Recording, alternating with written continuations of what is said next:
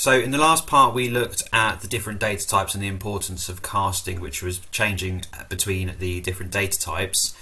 We also are going to look at something called operators. Now there's going to be something or another topic on these later on that we're going to look into a little bit more detail. Some of them you will already have come across, some of them will be new to you.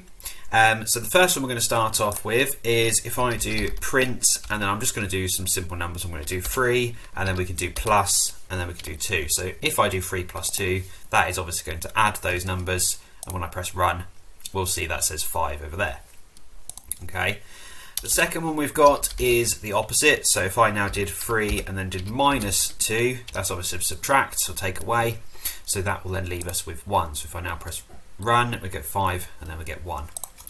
Now the next one is a little bit different in Python. You will have seen this before, some of you, but if I wanted to multiply, I'm going to do print, and then if I do 3 times 2, now for the times sign we use the little asterisk above the number 8 on your keyboard. So it's 3, it looks like a little star, and number 2. So 3 times 2 will give us 6.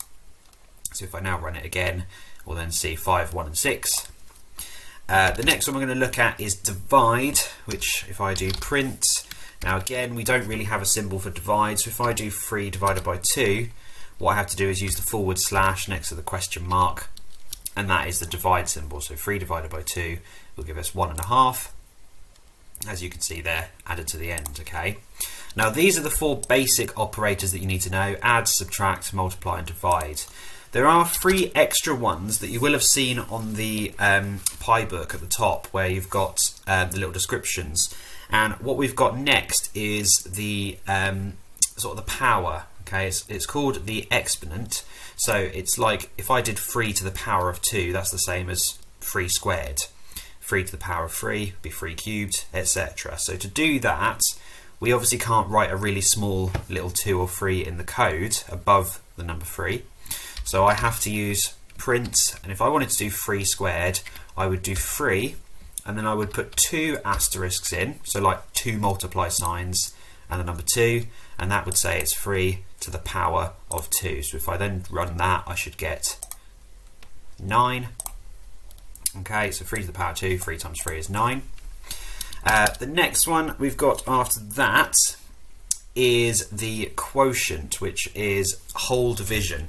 So it's kind of like if I had the number 20 and I wanted to see how many 6's go into it, I could do how many 6's go into 20, and that should give us 3, as 3 whole lots of 6 go into 20.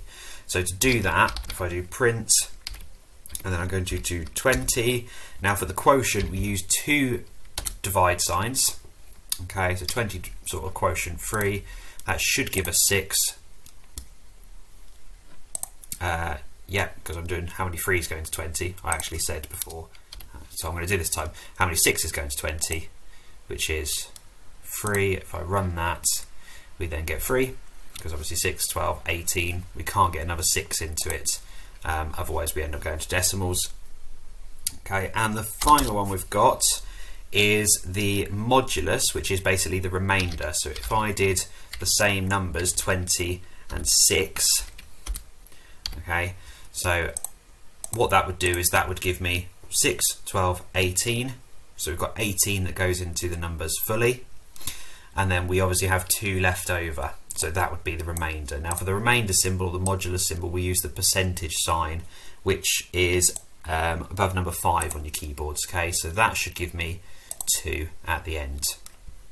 Okay, now these bottom 2, I get confused on these quite a lot sometimes, get them the wrong way round. We are going to look at those in a future lesson, so don't worry too much, but the main ones you need to know are the top 4 for now, and then we'll come back to them in another lesson. Okay, so if you can work your way through the challenges now, make sure you screenshot your code, and then when you're ready, move on to the next topic.